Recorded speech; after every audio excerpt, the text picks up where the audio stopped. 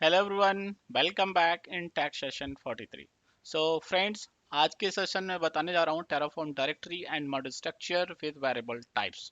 Okay, but before going to start this session let me recap my last session. Okay, so last sessions मैंने क्या cover किया है? मैंने last sessions में cover किया है गिटहब विकी पेज कैसे क्रिएट करते हैं, उसके अंदर सिंटेक्स को कैसे फॉलो करते हैं, उसके अंदर टेबल कैसे बनाते हैं, राइट। उसके अलावा आपने कोई डिज़ाइन को कैसे अटैच करते हैं, टेबल ऑफ कंटेंट कैसे बनाते हैं। इसके अलावा हेडर है, अपने सब लिंक बनाना है या अपनी डिज़ाइन को अटैच करना है तो कैसे करते हैं। अपने विकी को और अपने डॉक्यूमेंट को कैसे एक बेटर वे, प्रोफेशनल वे में आप डिज़ाइन कर सकते हो, राइट। तो ये सारा मैंने लास्ट प्रीवियस सेशन में कवर किया है। I hope you gone through. अगर आपने नहीं देखा so I request you all please gone through all previous session और चेक करें। तो रियली आपको हेल्पफुल होंगे आपके प्रोजेक्ट में और आपके day to day routine work में। I hope you enjoy. So let's start for this session. तो आज के सेशन का मेन एजेंडा है, हम लोग आज डिस्कस करेंगे टेराफॉर्म डायरेक्टरी, मॉड्यूल स्ट्रक्चर और वेरिएबल टाइप को। But before going to start, I'll just explain some basic understanding of Terraform. Okay, so Terraform क्या है? Terraform is a open source infrastructure as a code tool. ये एक tool है जो open source है as a infrastructure code tool. जो develop किसने किया है? वो किया है हाशी कॉर्प ने। That allow you to define and manage your IT infrastructure using declarative configuration language. Its main purpose is to automate the provisioning and managing of your cloud resources across multiple platform. ये आपका Azure हो सकता है, AWS और Google और other platform भी हो सकता है, राइट। तो Terraform ये मल्टीपल प्लेटफॉर्म को सपोर्ट करता है, राइट। अब बात करते हैं इसके वेरिएबल टाइप्स की। तो वेरिएबल टाइप्स कितने टाइप्स के वेरिएबल को सपोर्ट करता है? तो there are multiple type of variable it supported. Example, जैसे स्ट्रिंग को भी सपोर्ट करता है, नंबर को सपोर्ट करता है, बूल है, लिस्ट है, मैप है, सेट है, ऑब्जेक्ट एंड टपल। तो इस टाइप के वेरिएबल्स को टेराफॉर्म सपोर्ट करता है। तो आप याद रखिए कि अगर आप जब वेरिएबल बना रहे हैं, स्ट्रिंग बना रहे हैं या नंबर दे रहे हैं, बूल दे रहे हैं, लिस्ट, मैप, सेट, ऑब्जेक्ट, इस तरह के वेरिएबल टाइप को टेराफॉर्म सपोर्ट करता है, right. Coming to next part, अगर मैं डिटेल्स में जाता हूं तो स्ट्रिंग क्या है, लेट्स से कि लेमैन टर्म अगर नहीं है आइडिया तो मैं बताता हूं। स्ट्रिंग का मतलब होता है सीक्वेंस ऑफ यूनिकोड कैरेक्टर। आपने कोई सिंगल कैरेक्टर या कोई सिंगल वैल्यू डिफाइन किया तो आप स्ट्रिंग वैल्यू यूज करते हो। अगर आपकी कोई न्यूमरिक वैल्यू है जैसे इंटीजर 1 2 3 4 तो आप नंबर यूज करते हो। अगर आपकी ट्रू और फॉल्स वैल्यू है तो आप बूलियन यूज करते हो, राइट। अगर आपके लिस्ट टाइप यानी order of sequence of value यानी सेम तरह की वैल्यू आप सेम सीक्वेंस ऑर्डर में डालते हो तो आप लिस्ट टाइप यूज करते हो। ऑब्जेक्ट है, इसका मतलब क्या है? Group of name attribute and specific value, यानी की value pair multiple times use करना है तो आप ऑब्जेक्ट भी डिफाइन कर सकते हो, यानी उसके अंदर की वैल्यूज पेयर है। लेट्स से कि tag equal to name value, then इस तरह की वैल्यूज हैं, ऑब्जेक्ट आप डिफाइन कर सकते हो। फिर उसके बाद आता है सेट।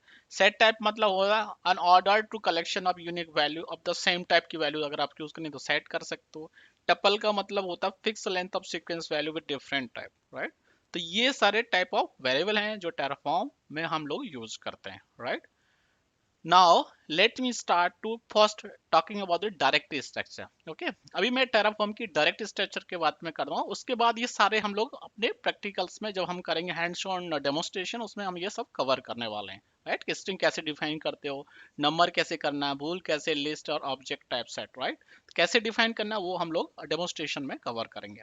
तो सबसे पहले एक बेसिक अंडरस्टैंडिंग में बताना चाहे कि ये क्या है, ये किस तरह के प्लेटफॉर्म को सपोर्ट करता है, इसके टाइप ऑफ वेरिएबल क्या है, राइट। और इसके बाद कुछ मैंने ब्रेक डाउन आपको एक्सप्लेन किया था इसमें, राइट। अब हम डिस्कस करते हैं नेक्स्ट पार्ट है directory structure. Okay, so let me start the directory structure. Okay, alright, coming to next project directory structure. Okay, so अभी हम लोग क्या डिस्कस कर रहे हैं? Project directory structure. तो सबसे पहले जब हम कोई प्रोजेक्ट स्टार्ट करने जा रहे हैं टेराफॉर्म के, तो हमने एक रेपोजिटरी बना ली, चाहे गिटहब के अंदर या एजर डेवऑप्स के अंदर। उसके अंदर सबसे पहले अपना स्ट्रक्चर क्रिएट करेंगे कि हमें टेराफॉर्म का रूट मॉड्यूल कहाँ पे रखना है, किस तरह से डिजाइन करना है सो दैट कि हम मल्टी इन्वायरमेंट डिप्लॉय कर सकें, राइट। उसका स्ट्रक्चर क्या रहेगा, उसको वेरिएबल कैसे मैनेज करेंगे, राइट। उसके जो मॉड्यूल हैं उनको कैसे क्रिएट करेंगे सो दैट कि वो मॉड्यूल हम रीयूज कर सकते हैं किसी अदर प्रोजेक्ट के लिए, राइट, अदर प्लेटफॉर्म्स के लिए। तो उस तरह से हम लोग डिफाइन करते हैं, राइट। सो पहले हम टेक्स्ट स्ट्रक्चर बनाएंगे, फिर हम कोड के थ्रू डेमोस्ट्रेशंस में जाएंगे अपकमिंग सेशंस में, राइट। तो सबसे पहले मैं चलता हूँ मॉड्यूल के लिए। हमने क्या किया है, सबसे पहले हम मॉड्यूल क्रिएट करेंगे। मॉड्यूल के लिए हमने एक डायरेक्टरी बनाई मॉड्यूल, राइट। तो हमने एक डायरेक्टरी बना दी, उसके अंदर हमने एक मॉड्यूल्स सबसे पहले लिखा, हेडिंग मॉड्यूल्स।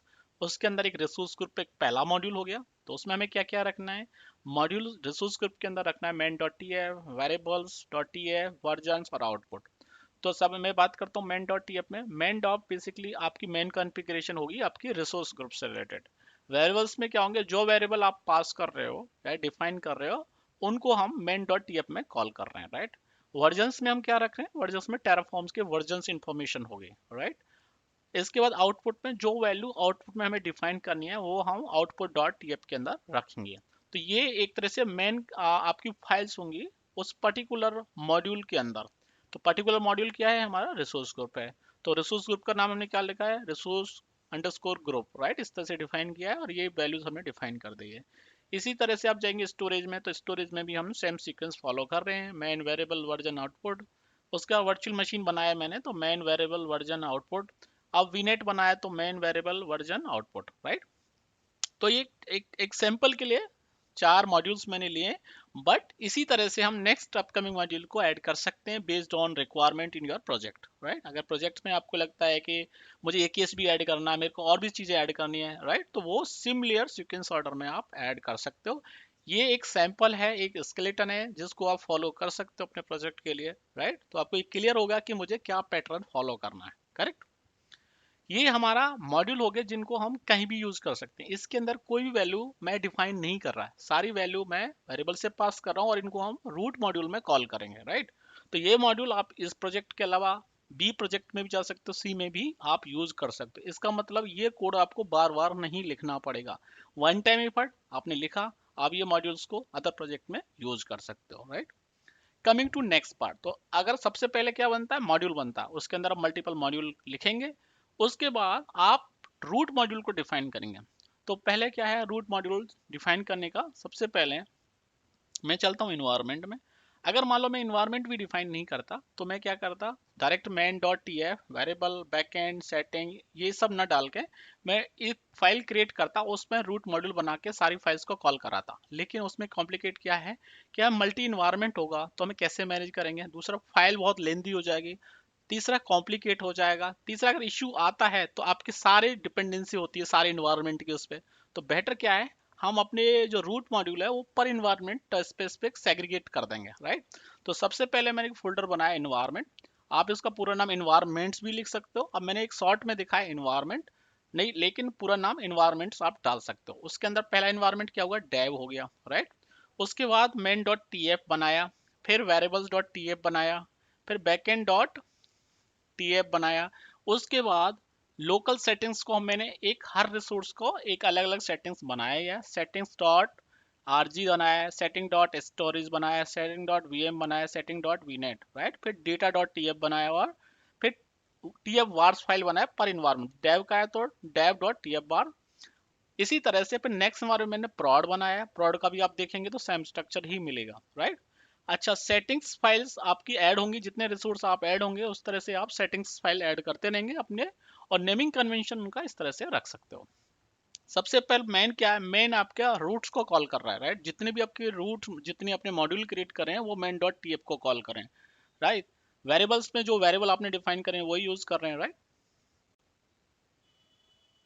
इसके अलावा है सेटिंग डॉट स्टोरेज, राइट। तो ये मैंने आरजी के लिए सेटिंग बनाया। सेटिंग का मतलब है जो वैल्यूज मैं वेरिएबल के थ्रू पास करना चाह रहा है, अब मैं सेटिंग्स यानी लोकल्स मैंने क्रिएट किया है। इसका मतलब होता है local dot T F, locals dot T F basically जो वेरिएबल मैंने जो पास करना चाह रहा था मैं वेरिएबल से मल्टीपल रिसोर्स के लिए, वो ना करके मैं हर रिसोर्स के लिए मैं सेटिंग डॉट नाम डॉट टी एफ मैंने क्रिएट कर दिया। इसका मतलब है मैं सारे वेरिएबल्स की जो वैल्यूज हैं वो डायनामिक पास करूंगा, और जो सेलेक्टेड वैल्यूज हैं जो वेरिएबल्स पे मुझे रखनी है, जैसे कि मुझे लोकेशन रखनी है, मुझे जैसे कि रीजन रखना है, राइट, टैग रखना है, कुछ कॉमन वैल्यू को हम वेरिएबल्स में रखेंगे, बाकी सारी वैल्यूज को मैं सेटिंग्स डॉट रिसोर्स का नाम डॉट टीएफ के अंदर ही डिफाइन करने वाला हूँ। इससे क्या होगा, मेरे वेरिएबल डुप्लीकेट नहीं होगा, दूसरा मल्टीपल टाइम मुझे क्रिएट नहीं करना पड़ेगा, दूसरा है कि मैं इजीली मैनेज कर सकता हूँ, राइट। इसलिए मेरा लोकल डॉट टीएफ की जगह मैंने हर किसी के लिए एक सेटिंग डिफाइन किया और यही माइक्रोसॉफ्ट का बेस्ट स्टैंडर्ड है, तो फॉलो करते हैं, राइट। तो अभी मैंने यहाँ डिफाइन किया है आरजी स्टोरेज, इसी वर्चुअल मशीन, और इसी तरह से मैंने डिफाइन किया है setting underscore वीनेट dot T F, right, ये डिफाइन किया है। इसके बाद डेटा डॉट टी एफ, तो डेटा का मतलब क्या है? डेटा का मतलब है कि जो एग्जिस्टिंग वैल्यू हैं आप उनको यूज करना चाह रहे हो। लेट्स से कि मैंने वीनेट क्रिएट कर दिया, अब वीनेट की रेफरेंस क्या है, उसका नाम क्या है, तो मैं क्या करूंगा, एक तो है कि मैं उसका रिसोर्स आईडी का लिंक हर रिसोर्स में ऐड करूं। That is not a good और बेस्ट प्रैक्टिस, ओके। अगर आपने हर वैल्यूज वहां डिफाइन कर रखी है और हर किसी रिसोर्स का लिंक अपने कोड में डाल रहे हो, तो वो बेस्ट प्रैक्टिस नहीं है। तो क्या है, मुझे तो सारी वैल्यू डायनेमिक चाहिए और मुझे एग्जिस्टिंग वैल्यू भी करनी है, तो क्या करूंगा, मैं डेटा डॉट टी एफ बनाऊंगा, जो बेसिकली आपकी जितनी वैल्यू एग्जिस्टिंग डिप्लॉय हैं आप उनको यूटिलाइज करने अपने कोड में, या रिसोर्स की डिपेंडेंसी है उसको भी आप यहाँ से डिफाइन कर सकते हो और अपने मॉड्यूल में कॉल कर सकते हो, right. That is the use of data dot T F. इसके बाद है dab dot T F bars. तो टी एफ बार्स में क्या है, टी एफ बार्स में बेसिकली आपकी एक्चुअल वैल्यू होंगे, जो वैल्यू आप पास कराना चाहते हो। जैसे कि मैंने वेरिएबल्स में कुछ कॉमन वेरिएबल पास कराए, राइट। यहाँ पे क्या है, आपकी वैल्यू होंगी और उनके जो एक्चुअल वैल्यू कहाँ से आ रही है, वो एक्चुअल वैल्यू आ रही है टी एफ बार से। तो वेरिएबल्स में आपने जो भी वैल्यू डिफाइन की, चाहे स्ट्रिंग है, ऑब्जेक्ट है, जो भी वैल्यू आपने डिफाइन की है, जब आप मॉड्यूल रन करोगे तो वो जाएगा पहले वेरिएबल्स के, और वेरिएबल्स के अंदर सब वैल्यू डायनामिक है, तो उसको वैल्यू कहाँ पे चाहिए, वैल्यू फिर फाइंड करेगा टीएफ बार्स में। अगर नहीं है तो वो आपकी पाइपलाइन स्टक होगी और वेट करेगा इनपुट्स का। तो क्या किया, जो भी एक्चुअल वैल्यू है मैंने टीएफ बार्स के अंदर डिफाइन कर दी है। बाकी जितनी वैल्यूज हैं डुप्लीकेट ना हो उसके लिए मैंने हर रिसोर्स के लिए setting dot name dot T F बनाया है, ये basically local dot T F बनाया है, सो दैट कि मैं डायनामिक हर वैल्यू का वेरिएबल पास कर सकूं, राइट। इसी तरह से डेव का बनाया है, इसी तरह मैंने प्रॉड का बनाया है, तो प्रॉड में भी देखोगे सेम सीक्वेंस फॉलो करेंगे। अब मैं क्या कर रहा हूँ, बार बार मॉड्यूल को नहीं लिखने के बाद सिर्फ जो मेरी मेन फाइल है, रूट फाइल है, वो हर इन्वायरमेंट के अकॉर्डिंग डिफाइन कर रहा हूँ, राइट। इन फ्यूचर आपको लगता है प्रॉड के अलावा टेस्ट आता है, यूएटी आता है ना, आपको लगता है कि स्टेजिंग है, तो आप सेम सीक्वेंस ऑर्डर में अपने इन्वायरमेंट के अंदर फोल्डर क्रिएट कर देंगे। जैसे मैंने डेव के अंदर, जैसे डेव क्रिएट किया, इन्वायरमेंट प्रॉड किया है, इसी तरह स्टेजिंग क्रिएट करेंगे और सेम फाइलें वहां डाल देंगे, और उसके बाद अपना रिसोर्स का जो आपकी एक्चुअल वैल्यू वो डिफाइन कर देंगे, राइट। वो मैं आपको अपकमिंग डेमोन्स्ट्रेशन में बताऊंगा कि कैसे यूटिलाइज करते हैं, कैसे डिफाइन करना। आई hope you clear till here. So that is a way that you can follow in your project, right? So I hope you cleared till here repository and Terraform object and variable type, right? So that's it guys for today's session, and please do like and subscribe, and please go on through all this session till end, okay? तभी आपको सारी चीजें clear होंगी। Thank you.